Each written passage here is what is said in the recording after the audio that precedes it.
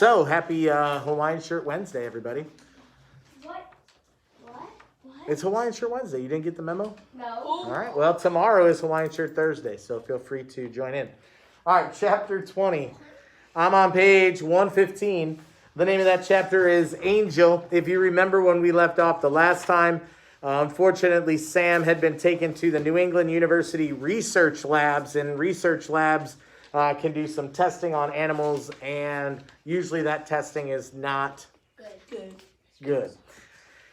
So that's where we left off. I believe the last chapter said that the things were terrible and unthinkable, and they would recall no details from that, or recount no details from that experience, which sounds like it must have been pretty bad. In fact, it says when the leaves returned in the 3rd year, which means how long was Sam at? 3 years. There, yeah, so he's been there for at least 3 years.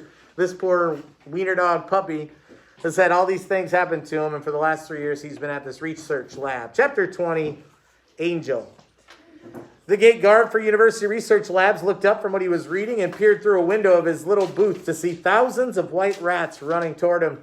This normally would have been enough to arrest his attention from his comic book, but it was the 200 dogs behind them that brought him to his feet, spewing forth a half-chewed Butterfinger from his mouth. Like those show not tell details in that writing.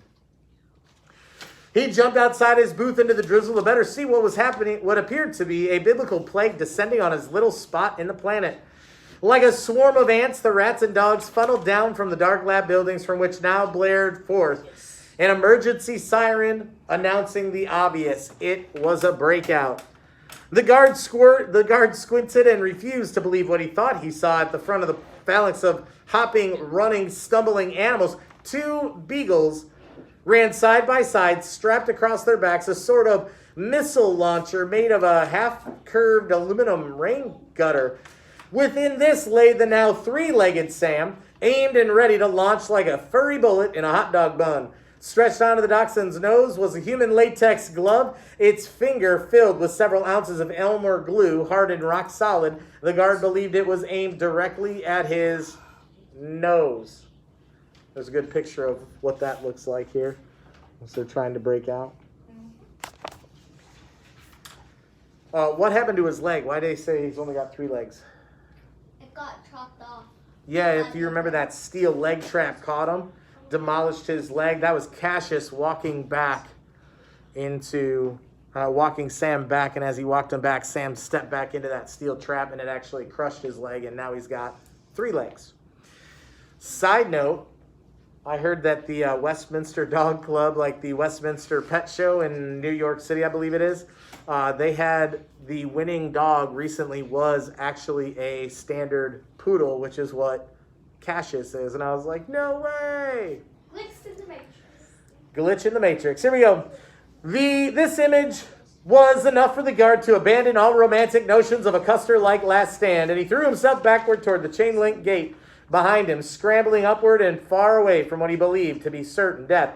At precisely 9 feet from the guard booth, the 2 beagles threw out their front paws and came to an abrupt stop, sending Sam shooting out of the half pipe and up. He sailed straight and true through the night.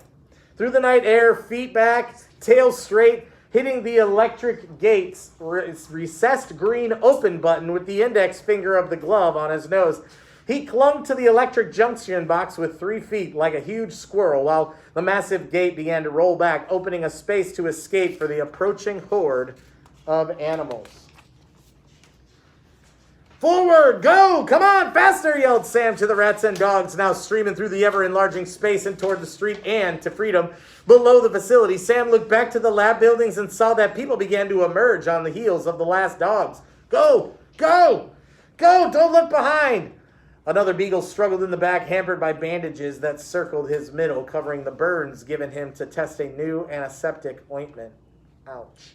The men behind it were almost on him. The dog yelled at Sam, "Go on without me, Puff! Puff! Puff! I'm not gonna make it!" "Yes, you are! Don't stop! Don't stop!" said Sam. He pressed the red close button on the gate with his latex finger nose.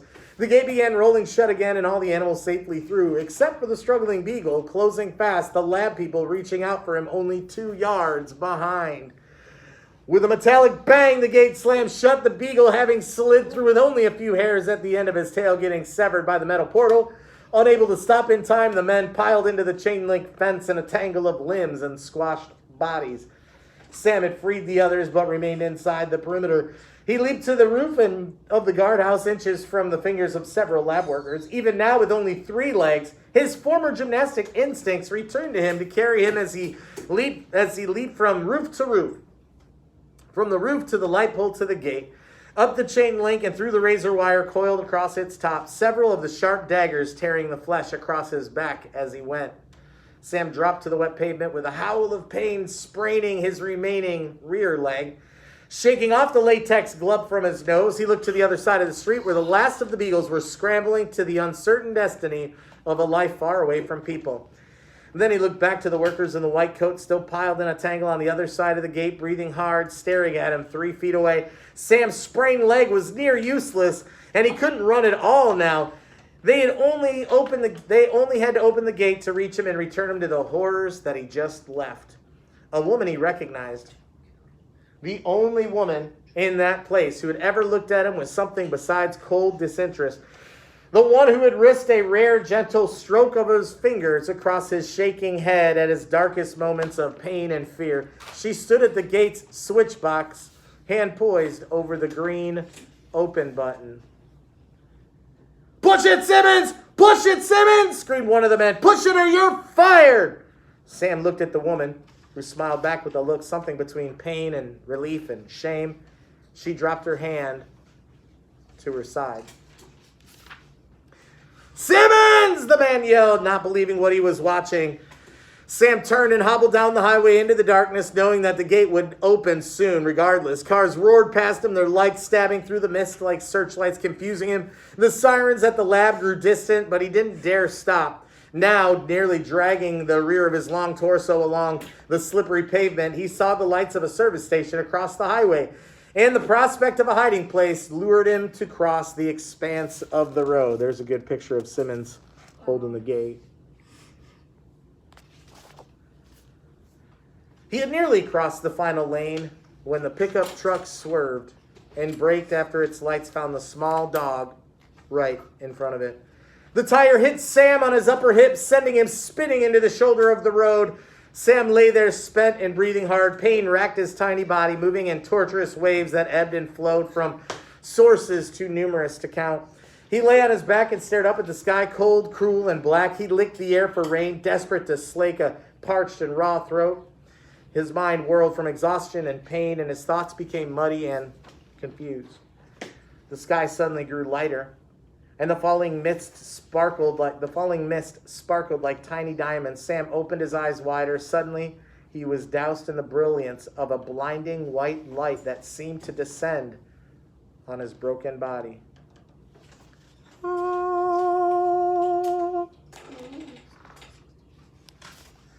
Despite the mental fog, his mind traveled back to Cassius. What Cassius had said that terrible night over 3 years ago, that for the lost and unwanted dogs of the world, a guardian angel comes calling in their final moments. Let's have a moment of silence for Sam.